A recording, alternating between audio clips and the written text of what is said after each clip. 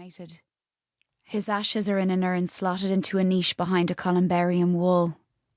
His parents reserve the space beside his. The empty space in the wall beside his urn is for me. I feel as though I'm staring death in the face, which is something I would have embraced when he died. Anything to join him.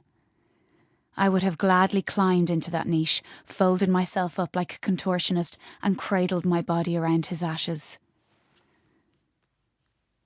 He's in the wall, but he's not there.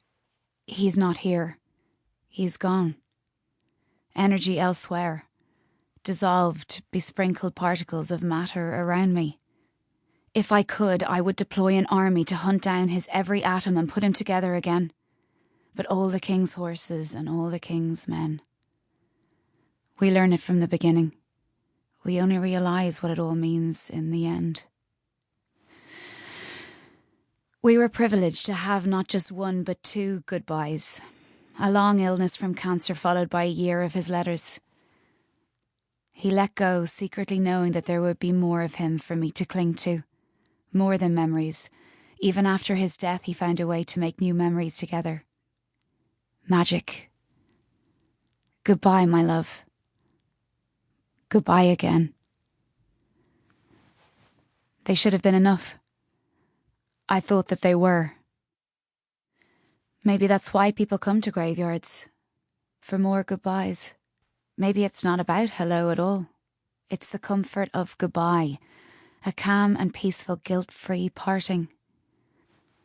We don't always remember how we met. We often remember how we parted. It's surprising to me that I'm back here, both in this location and in this frame of mind. 7 years since his death. 6 years since I read his final letter. I have moved on, but recent events have unsettled everything, rattled my core. I should move forward, but there's a hypnotic rhythmic tide as though his hand is reaching for me and pulling me back. I examine the stone and read his phrase again. Shoot for the moon, and even if you miss, you'll land among the stars. So this must be what it's like then. Because we did, he and I. We shot straight for it. We missed. This right here, all that I have, and all that I am, this new life that I've built up over the past 7 years without Gerry, must be what it's like to land among the stars. Chapter 1. 3 months earlier. Patient Penelope, the wife of the king of Ithaca, Odysseus.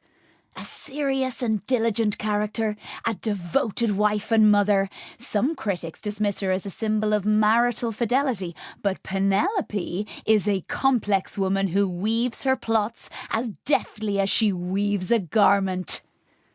The tour guide leaves a mysterious pause while his eyes run over his intrigued audience. Gabriel and I are at an exhibition at the National Museum.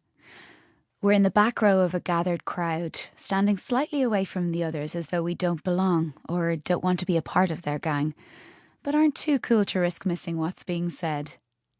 I'm listening to the tour guide while Gabriel leafs through the brochure beside me. He will be able to repeat what the guide has said later, word for word. He loves this stuff. I love that he loves this stuff more than the stuff itself. He's somebody who knows how to fill time.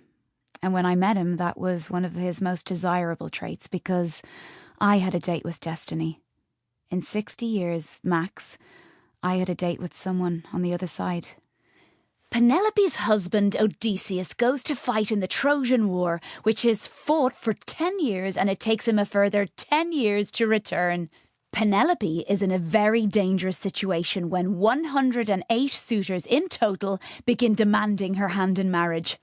Penelope is clever and concocts ways to delay her suitors, leading on each man with the promise of possibility, but never submitting to anyone. I suddenly feel self-conscious. Gabriel's arm draped loosely over my shoulder feels too heavy. The story of Penelope's loom, which we see here, symbolises one of the Queen's cunning tricks.